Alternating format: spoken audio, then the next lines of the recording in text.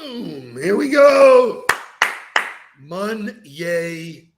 Finally. This feels like it's taken 37 hours for us to get here from this morning. All right, so let's throw it out there. Daylight savings time, whatever they're calling it. I happen to love this time of year. I'm an early morning guy, so 6:30 sunrise makes a difference. Yep. But I just feel like the day was long.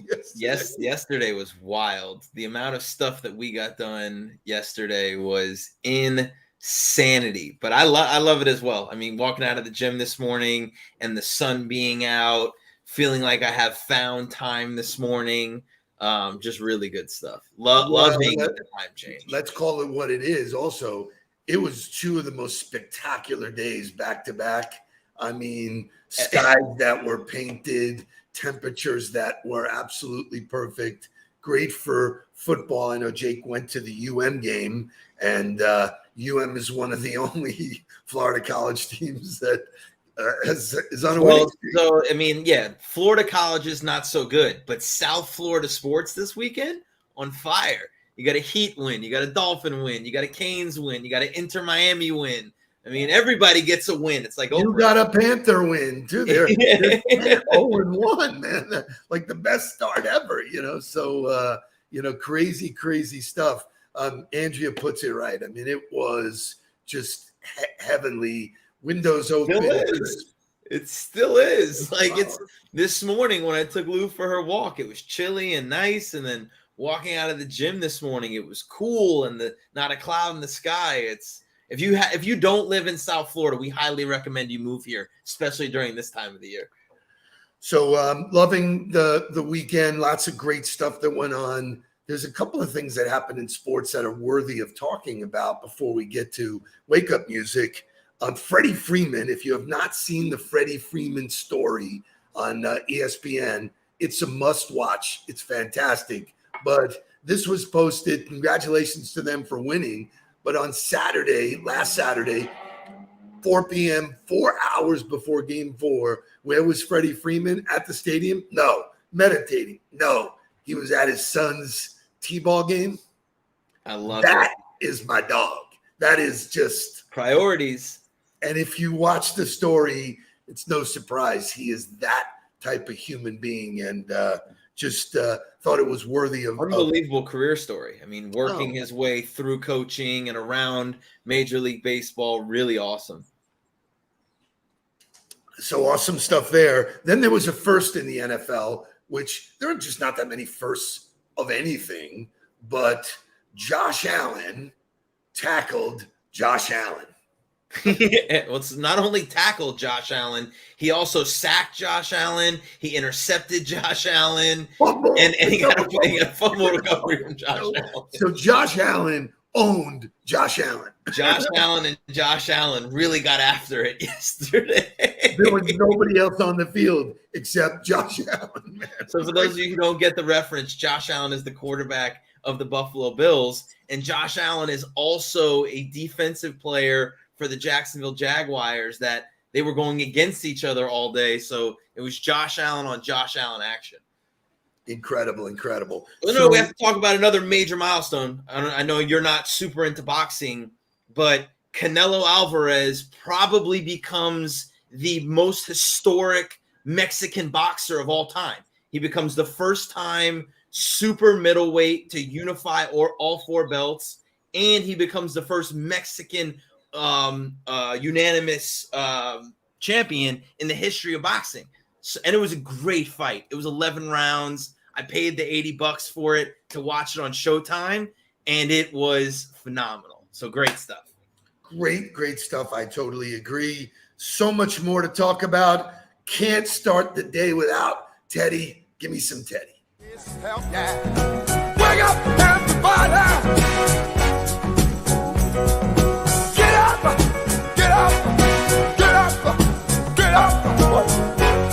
Wake up, come on, wake up, everybody, teach a new way, maybe then they'll listen what you have to say. Wake up, everybody, no more sleeping in bed, no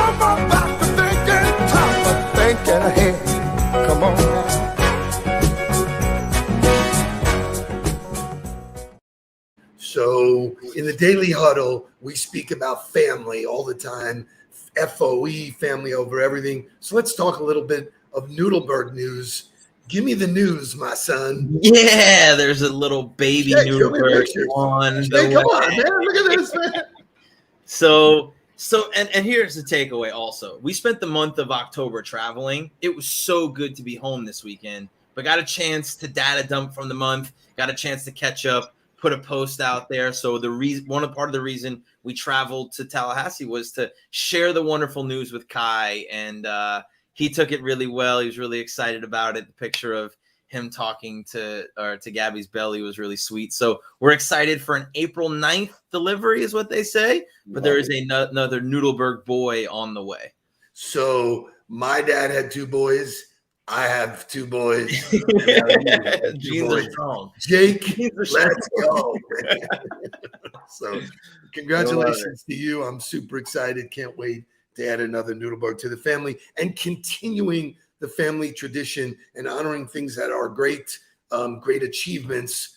My nephew, your cousin, Scotty Garber, bang. Oh, that's awesome. Isn't that great? Yeah, he looks great. He runs the New York City Marathon. So just pretty intense. Congratulations. His commentary is all about setting a goal, working through it over a long period of time. You don't train for a marathon in a day. You train over a period of time. And there's a very interesting video on YouTube that Jesse Itzler put out about setting goals this time of year. And he said the ones who win are the ones who keep going.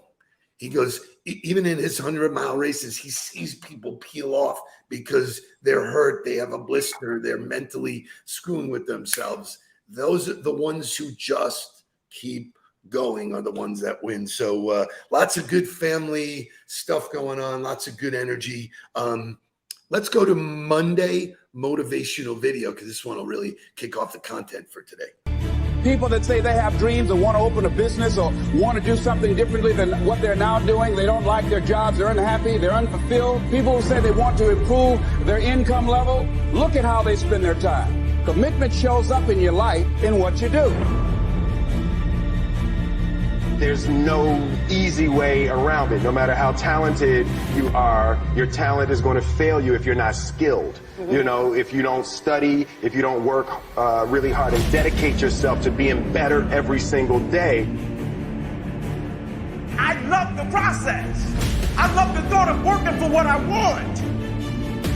And I firmly believe you're never supposed to wish for it more than you're willing to work for it.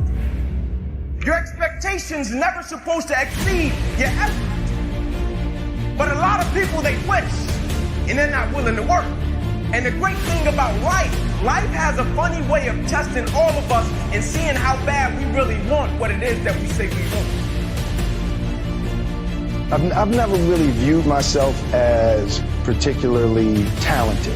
Where I excel is ridiculous, sickening work ethic. You know, while the other guy's sleeping, I'm working. While the other guy's eating, I'm working. Bang. I don't know about you. I'm ready to dive in. And it's, finding that kind of stuff, which, I've said this before. I ask people when I speak live, anybody in the audience own a library? Everybody looks at me like, what, are you crazy? No, of course I know. Yes, we do. In a click of a button, you can find anything. You can do the research. But today, what I want to focus on is what Will Smith said in that it's talent versus skill. And before I have a video that sort of outlines it, but give me your take on talent versus skill. So talent is something that is God gifted, is something that is innate to you. The word talent and ability are interchangeable for me. What your abilities are innate to you. The things that you're good at, that God has gifted you with, and you are unique with those things. Skills are things that are trained, that can be learned, that anybody can have. And that was the way, you separate out, and you look at what's happening at the University of Florida, right? Coaches are getting fired. It's turmoil. It's not probably because they're not as talented. They're probably talented. They just haven't developed well enough. And when you develop people with skills, or you develop yourself with skills, and Will Smith talked about it, right? Insatiable work ethic. I really wasn't that talented. He might not have the greatest range of acting, which I might argue, because I just watched him in Ali and he was so good in Ali as Ali. But that came from him studying Ali, right? And learning to mimic him and act like him. That's not ability. That's not God gifted. He trained that. He studied it and worked it over and over and over. Two very different things. And so we are constantly driving home, get better every day. That's how you win the fight. But here's a cool video that I found that sort of puts us in a place, and then we can discuss it further. Talent is a natural aptitude to accomplish something. Back in high school, I realized I could run farther and faster than most of my teammates in track. But there was a boy named Chad that regularly missed workouts and had a bad attitude about team practice when he did show up. But Chad killed it on the race day, leaving all of us in his dust. I think he ran a 4-minute, 41-second mile in high school. He was that good. He had a natural aptitude. Skill is the learned ability to accomplish something. While Chad would easily win all races without consistently training, I would come in 3rd or 4th place only because I train hard every day. I put in the time, develop the skill. The point is that you can build a skill regardless of your talent. I ran a 4-minute, 52-second mile in high school. I was a full 11 seconds slower than Chad in the mile race. I was good, but not great. I had some talent, but more so, I put in the time and worked hard. While Chad gave up on his running after high school because it wasn't challenging for him, or he didn't enjoy it, or he didn't get fulfillment from it, whatever the reason, I continued to train through college and eventually joined the GE national track team. 6 years later, after graduating from high school, I ran a 4-minute, 41-second mile. It was the same time that Chad ran back. What are you doing to learn, practice, and increase your skills? Some people are born with money, family connections, and talent. Others have to work hard for all three things. I can assure you that those who had to work hard, regardless of what was given to them, achieve more and appreciate it more than.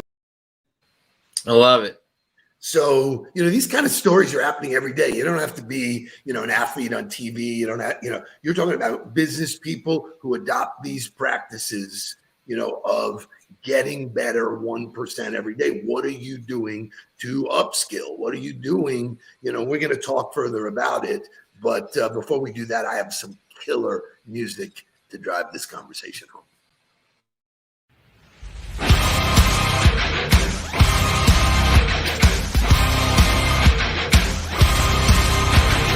Target on my back, lone survivor last. They got me in the sights. No surrender, no trigger, fingers go. Living the dangerous life. Hey, hey, hey, every day when I wake, I'm trying to get up, they're knocking me down. Hey, hey, hey, when I need to be safe, you're making me strong, you're making me stand. Shot like a rocket up into the sky. Nothing can stop me tonight. You make me feel invincible, earthquake powerful, just like a tidal wave. You make me break on my titanium fight stone, raise it up like the roar of victory in a stadium. Who can touch me? 'Cause I'm. Who can stop me tonight? You make me feel invincible. I feel it. Invincible. I feel it. Invincible. I love it. A little heavy metal this morning. We gotta rock everybody, man. Get it going. So before you go on, Okay. D. Robinson asked the question, is leadership a skill, right, or an ability? She's And stealing so- my thunder.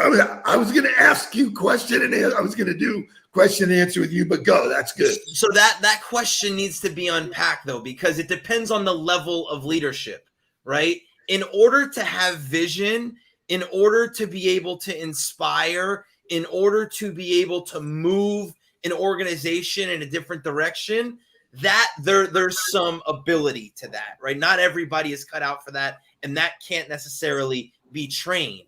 But mid-level leadership, leadership of a small team, leadership of a small group, that can be taught, that can be trained. And so it depends on the level of leadership. I'm not saying that everybody can be Steve Jobs.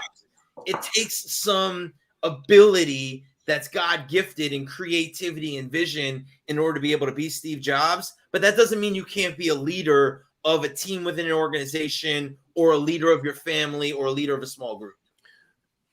That's a fabulous question. It's a fabulous, comeback to it.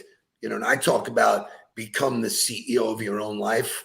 I became better at everything else in the world when I became a better leader of my own life, making better choices, making, doing things right, saying no to the wrong, all of those things that we do and that we talk about as part of our process help change the perspective of everything else. When we just did our annual meeting, end of year annual meeting, I think even you were quite surprised as to the grasp of, what I got. That was all learned. I mean, you talked to Sam 15 years ago. I didn't have a grasp of all of that stuff. Right. I learned it. So I wanted to throw up this. I don't want to throw up. I want to. Yeah. On the show, please. Throw it up on the show. Shay, if you can put up the chart. Just, it's hard to read, but if anybody wants this is a skill versus talent conversation. Mark, if you can see any of those, anything jump out at you? Yeah, I mean, the meaning of the difference between skill and talent, I think we already talked about. But I think when it comes to discovery, because I think that's where most people struggle, is the discovery of what their actual talent is. And there's no time limit or timetable on when you discover what you're really talented at.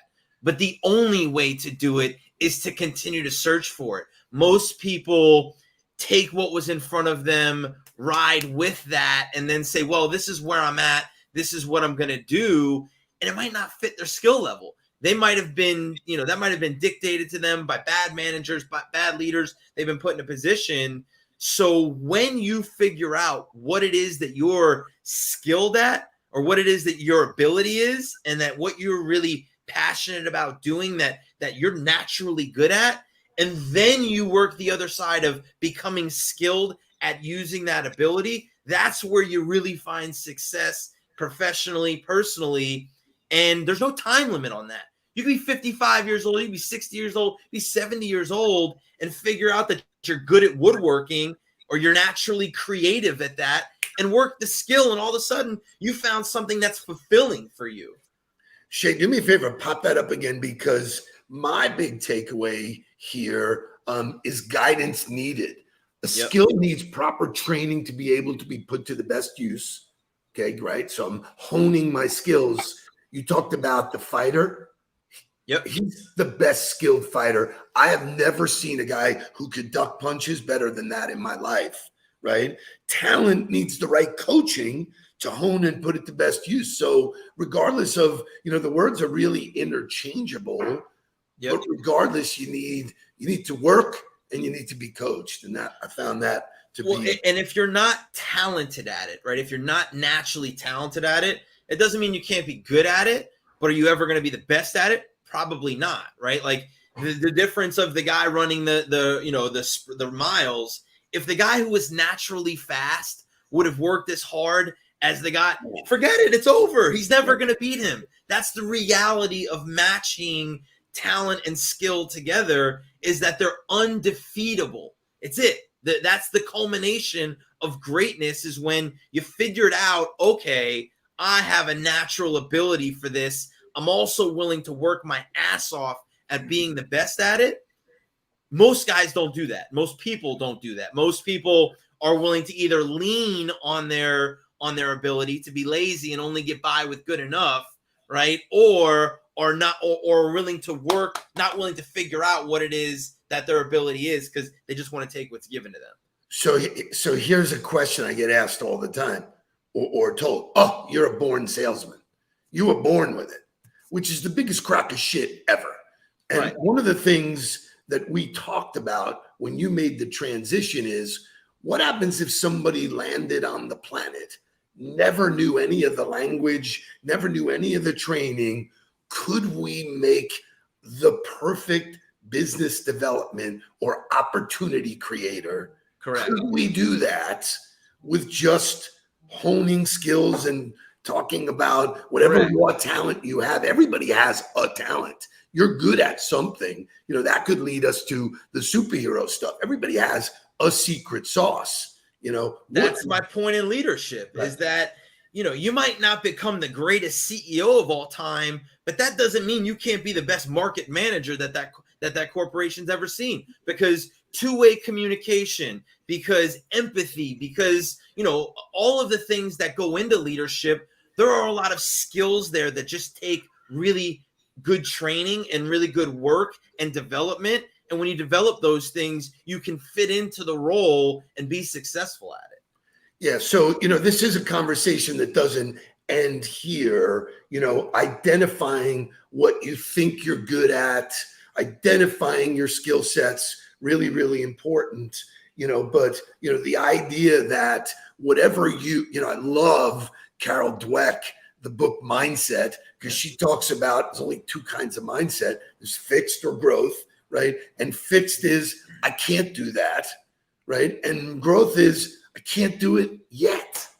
I can learn how to do it. And you can learn how to do anything. 10,000 hours practicing something makes you great at it. So it's a really cool sort of dialogue. I thought I'd end with this cool little, the word secret. There are 6 secret skills, right? And this is something I think that if you pay attention to, the word secret stands for self-manage, engage, create, reflect, inquire, and team. I love it. So they're not a secret anymore. They're right there if you want to do it. Secret skills versus talent, all fun. Dan asked a great question. And any suggestions on how to improve as an empathetic leader? Ask more questions, right? If you self-audit your own meetings with your people and your own, you know, group settings with your people, if you're telling more than you're asking, if you're talking more than you're listening, you're not an empathetic leader. You're a dictator. So ask more questions, get more feedback from those people, and then figure out ways to match what you're trying to do with what they're telling you. And then Ronald Tunn, first of all, thanks for coming over and hanging out in the huddle. He's a disciple of our man Corey Disson. So he found us. He's here. But great comment. We're all on that continuum. I don't agree. Most of the people have this amazing tool called LinkedIn that they can learn if they unlearn everything else, right. But they're not doing it. They're still using it wrong. I mean, I still get, you know, we do a presentation and tell people, send a note. Right? You'll get invites every day that people don't send notes. It's basic. And one last LinkedIn story before we leave, because I think it's really, there's Ann. Look at that. Yeah. LinkedIn works, man. Ann just showed up first time live, I think, in the huddle. She's the one who asked the question. That's whose question I just answered. I didn't even realize that. Ann is who I met in Jacksonville at the Tile Distributors event. And I sent her a LinkedIn message early this morning. This is the power of LinkedIn. I love her. And Friday night, I was out at Louis Bassi. We had some client meetings, and a lady walks by me, stops dead, looks right at me. I got scared. I'm like, what? You know, she goes, aren't you the guy from LinkedIn? She goes, you're doing trainings and stuff about LinkedIn and da-da-da-da. I know you. I want to follow you. What can I do to help you? We have a conversation coming up. So you just don't know. If you create the awareness, you don't know who's out there. And thank you for coming to us live from New Jersey, man. Good job. Let's go. Please don't worry about me. I'm about to let my heart speak. My friends keep telling me to leave this. So let's get down to business. Let's get down to business. Give you one more night to get this.